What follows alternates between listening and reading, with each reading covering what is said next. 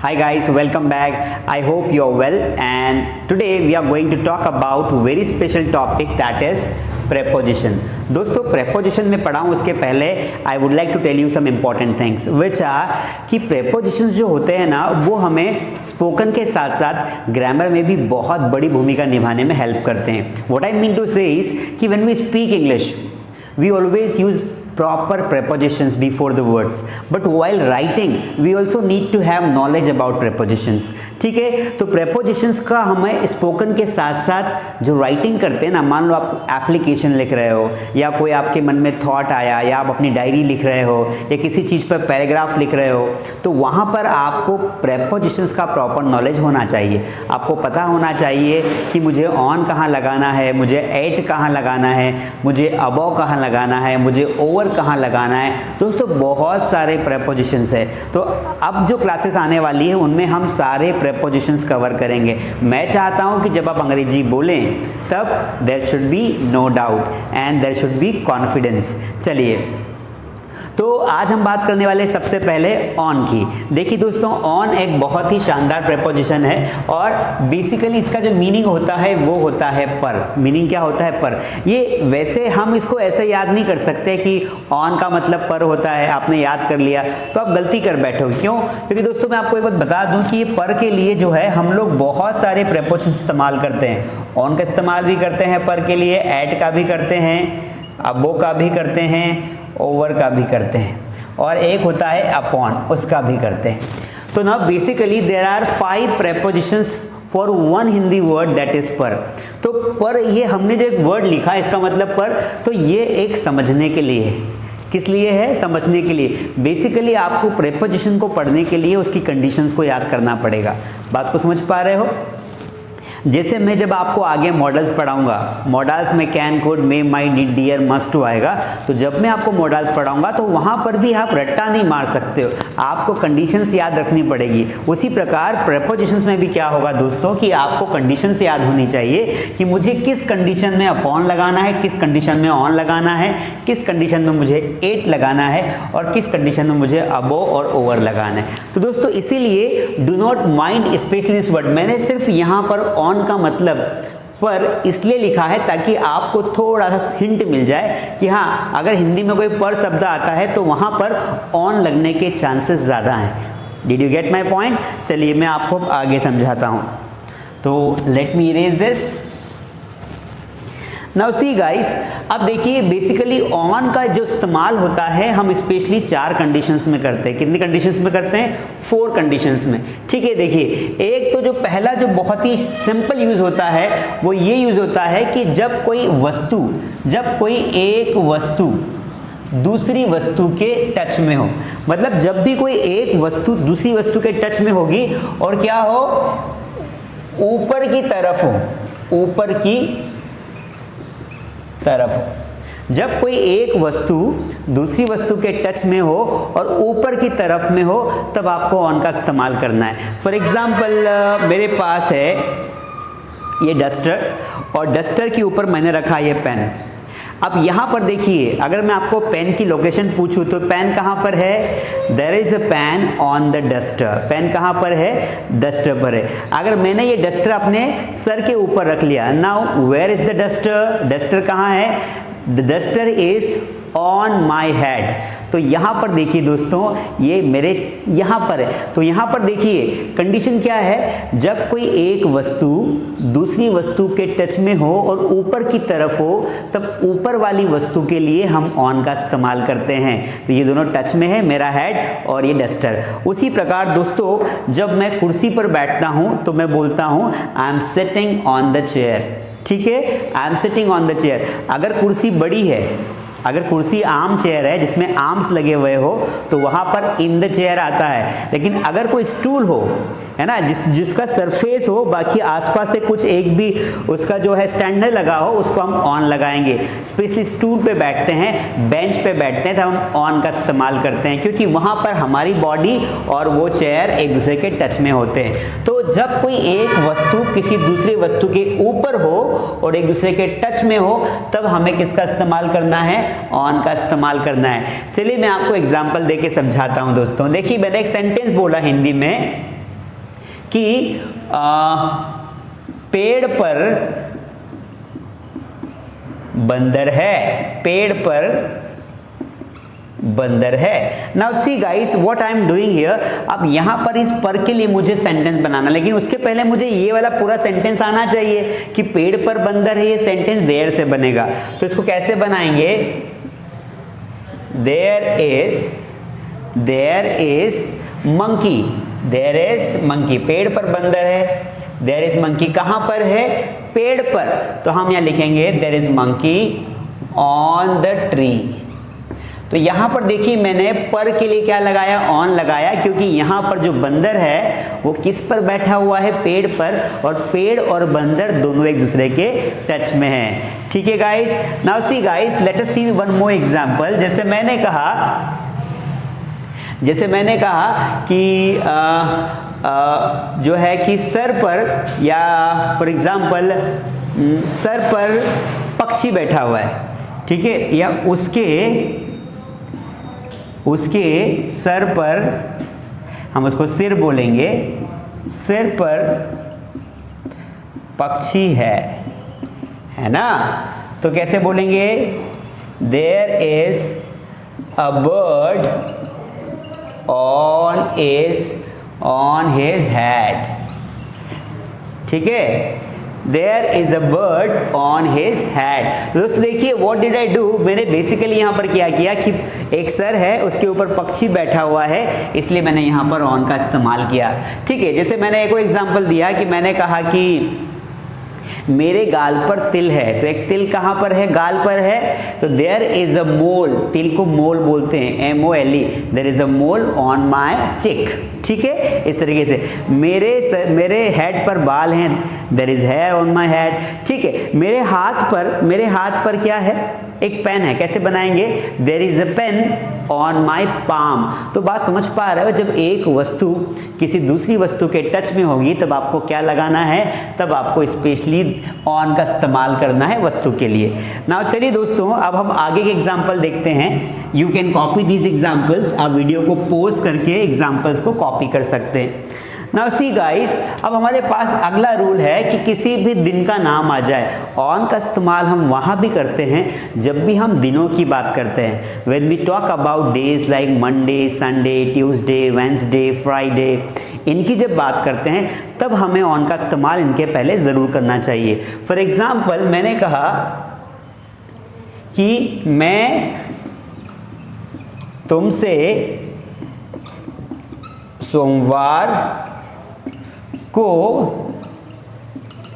मिलूंगा, मैं तुमसे सोमवार को मिलूंगा। अब यहां पर देखिए ये फ्यूचर इंडेफिनिट का टेंस है और यहां पर दिन का नाम आ गया है दोस्तों, तो इसीलिए दिन के पहले भी हमें ऑन लगाना है। ठीक है, कैसे बनाएंगे? I will meet you on Monday, I will meet you on Monday. So what I mean to say is guys कि जब भी किसी दिन का नाम आ जाए, कहीं पर भी आ जाए, आपको दिन के पहले क्या लगाना है? ऑन लगाना है। जैसे मैंने कहा कि वह संडे नहीं आया, वह रविवार को नहीं आया। Now how will you make the sentence? ये वैसे पास्ट इंडेफिनिट का है, तो आप सेंटेंस को छोड़ दीजिए, पहले देखिए हम कहाँ लगा रहे हैं ऑन। तो he did not come on Sunday.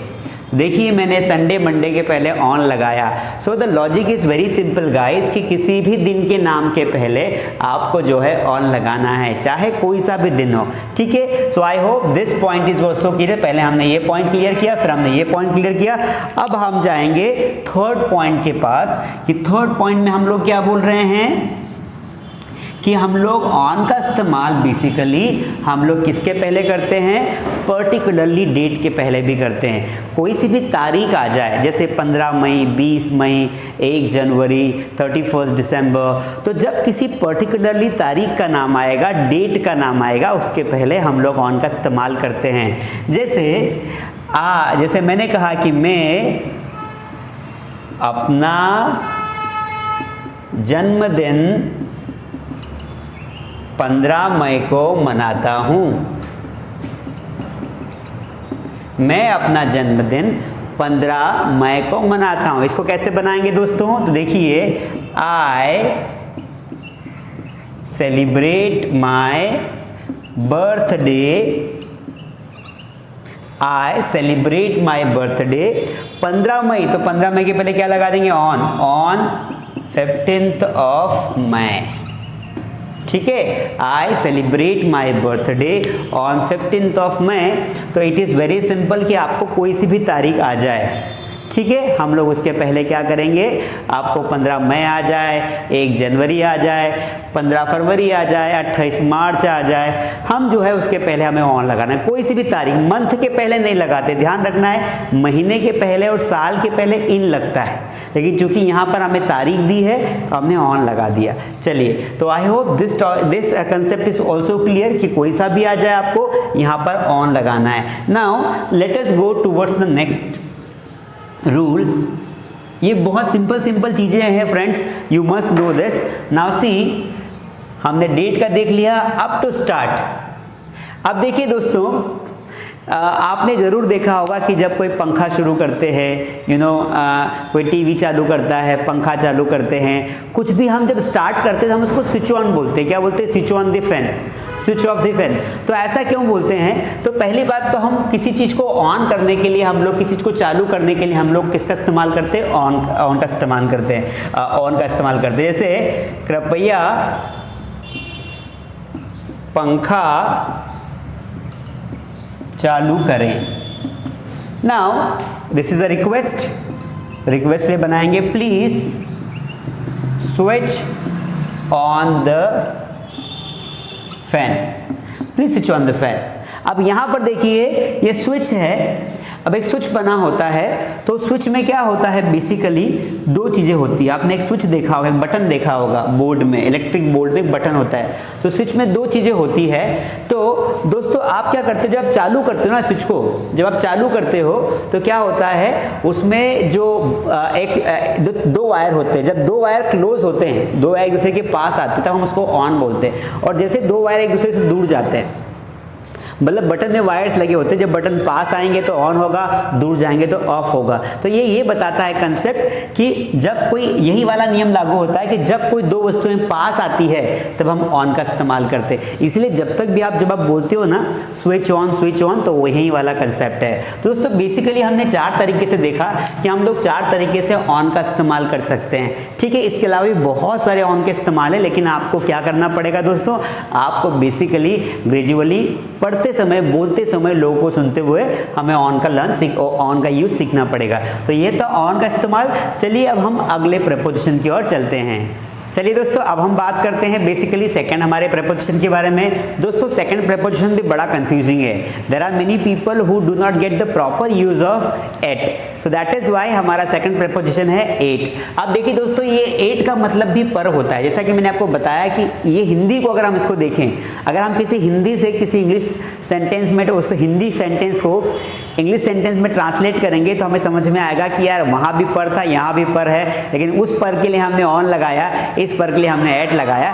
तो बेसिकली हमें ग्रामेटिकल कंसेप्ट्स के साथ साथ समझना पड़ेगा कि इनके स्पोकन में कैसे इस्तेमाल होते हैं। दोस्तों, इस एट का इस्तेमाल हम लोग 4 चीज़ों के लिए करते हैं। एक तो स्पेसिफिक प्लेस के लिए, दूसरा टाइम के लिए, स्किल्स के लिए, और जो छोटा एड्रेस होता है उनके लिए भी करते हैं। तो एक एक करके मैं आपको समझाऊंगा, आपको समझना है, ध्यान से समझना है। अगर आपको वीडियो समझ में नहीं आता है तो उसको रिपीट करना है, एक बार फिर से देखना है। चलिए दोस्तों, देखते हैं। तो पहली बात तो हम लोग इस्तेमाल करते हैं एट का स्पेसिफिक प्लेस के पहले। स्पेसिफिक प्लेस क्या होता है?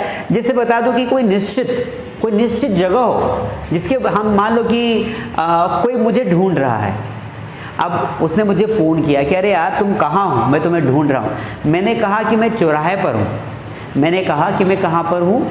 चौराहे पर हूँ। चौराहे को अंग्रेजी में क्या बोलते हैं? स्क्वायर। तो दोस्तों, मैंने स्पेसिफिक प्लेस बता दिया। तो एग्जाम्पल कैसे बनाएंगे? मैं चौराहे पर खड़ा हूं। अब ना उसी यहां पर इस पर के लिए आपको लगाना पड़ेगा एट। तो I am standing at the square, I am standing at the square. तो यहाँ पर देखिए मैंने सिंपली क्या किया दोस्तों कि मैंने यहाँ पर जगह के लिए, स्पेसिफिक प्लेस के लिए 8 का इस्तेमाल किया। जैसे मान लो आप स्कूल में आए, अब आपने कहा स्कूल में कहाँ पर जाना है, तो मैंने कहा रिसेप्शन पर जाना है। कहाँ जाना है? रिसेप्शन पर मुझे मिलो। कहाँ पर मिलो? रिसेप्शन पर मुझे reception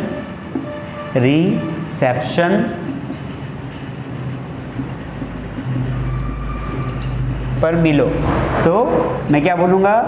meet me at reception, इस तरीके से। तो यहाँ पर भी मैंने क्या किया? रिसेप्शन के पहले क्या लगाया? 8 लगाया। उसी प्रकार मैंने कहा कि स्टेज पर आ जाओ, है ना, तो लोग बोलते हैं कम ऑन द स्टेज, पर वहाँ पर बोलना चाहिए कम एट द स्टेज। तो basically there are many word, कई जगह होती है। कहाँ पर हो तुम? कहाँ पर हो? मैंने कहा मैं टॉकीज के पास हूँ, तो वहाँ पर टॉकीज के पास आप मतलब टॉकीज में खड़े हो, तो कम एट द टॉकीज। ये टॉकीज एक हिंदी वर्ड है, इंग्लिश वर्ड है, जहाँ पर मूवीज़ की बात होती है।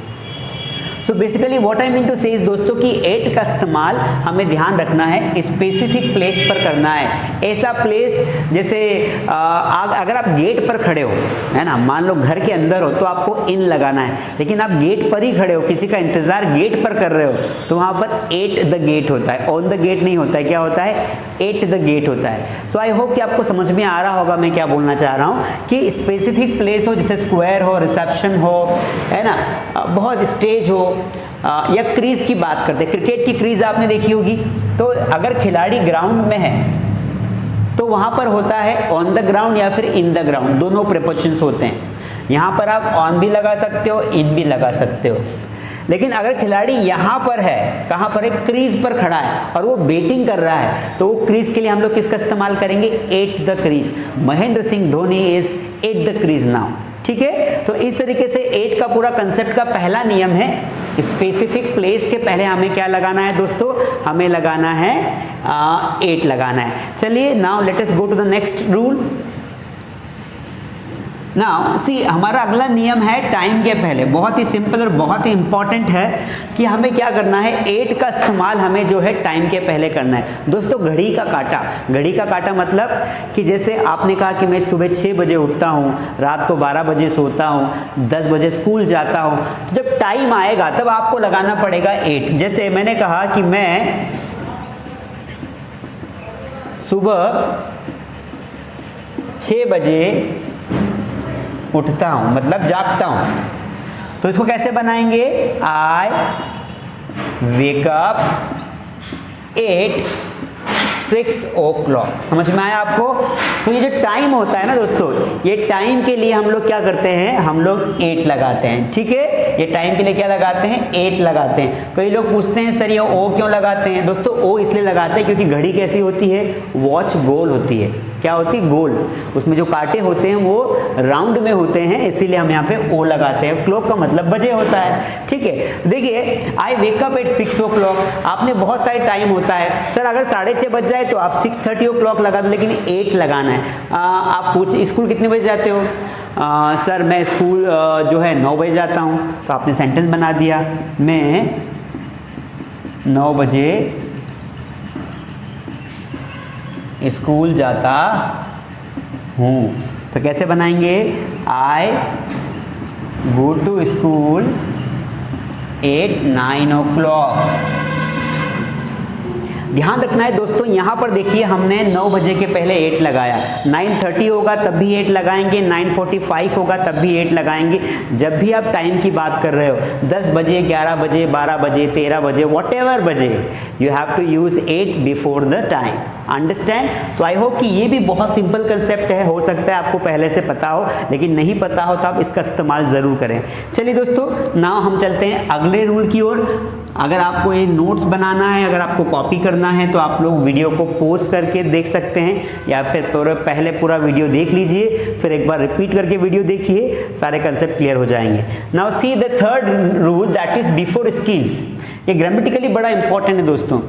स्किल का मतलब होता है कला। जब कोई व्यक्ति किसी पर्टिकुलर जॉब में, पर्टिकुलर काम में माहिर होता है, ठीक है। जब कोई व्यक्ति किसी पर्टिकुलर काम में माहिर होता है, जैसे आर्चरी का नाम सुना है, धनुर्विद्या, तो कोई व्यक्ति आर्चरी में बहुत अच्छा है, मतलब वो उसके बराबर आर्चरी कोई नहीं कर सकता। जैसे अर्जुन की बात करें तो अर्जुन का निशाना जो था वो अचूक था, कभी चूकता ही नहीं था।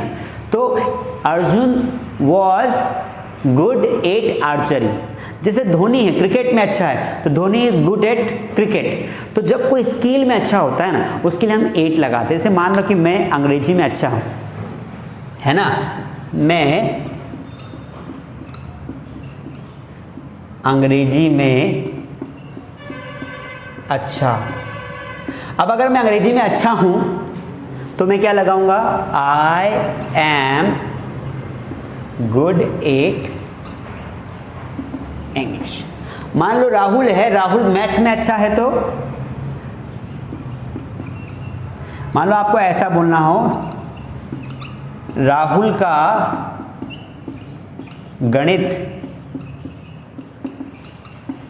अच्छा है। अब राहुल का गणित अच्छा है तो कैसे बनाएंगे, Rahul is good at maths. Maths को आप मैथमेटिक्स भी लिख सकते हैं, ठीक है। तो Rahul is good at maths, Rahul का मैथ्स बहुत अच्छा है, ठीक है, बहुत बेहतरीन तरीके से मैथ्स करता है। तो यू कैन सी गाइस कि बेसिकली किसी सब्जेक्ट के पहले या फिर किसी भी स्किल के पहले, आर्चरी हो, क्रिकेट हो, फुटबॉल हो, या देयर आर मेनी स्किल्स, जितने भी ओलंपिक गेम्स होते हैं, वो स्विमिंग में अच्छा है तो he is good at swimming, वो स्विमिंग में अच्छा है, ठीक है। कोई पैराग्लाइडिंग में अच्छा है तो वो पैराग्लाइडिंग में पहले क्या आ जाएगा, 8 आ जाएगा। So the concept is very clear कि आपको जब कोई व्यक्ति किसी स्किल में अच्छा होगा तो आपको क्या लगाना पड़ेगा दोस्तों, आपको लगाना पड़ेगा 8। चलिए let us go to the next rule. Now see guys, the most important rule is before address. अब देखिए एड्रेस की बात कर रहे हैं हम लोग कि एड्रेस के पहले भी हम क्या लगाते हैं, 8 लगाते हैं। दोस्तों जब हम पता बताते हैं किसी भी सेंटेंस में, अंग्रेजी में हम पता बता रहे हैं, तो पता बताते समय हमें, जब हम छोटे स्थान का नाम लेंगे, छोटे स्थान, स्मॉल जो प्लेस होगा वो पहले बताएंगे, तो उसके पहले हमें 8 लगाना है। जैसे मैंने कहा कि मैं अग्रसेन कॉलोनी, मैं अग्रसेन कॉलोनी सनावद में रहता हूँ, ठीक है, मैं कहाँ रहता हूँ, अग्रसेन कॉलोनी सनावद में रहता हूँ, या मैं बाहेती कॉलोनी सनावद में रहता हूँ, ठीक है। इंदौर की बात करें तो इंदौर में एक बहुत बड़ा नगर है इंदौर, उसमें अलग अलग कॉलोनीज़ है, तो कोई मूसाखेड़ी रहता है, कोई भंवर कुआं रहता है, कोई अलग नगर में रहता है, कालानी नगर में रहता है। तो छोटी जो कॉलोनीज़ होती है उनके पहले हम हमेशा ऐट का इस्तेमाल करते हैं। तो मान लो इंदौर की बात करते हैं कि वह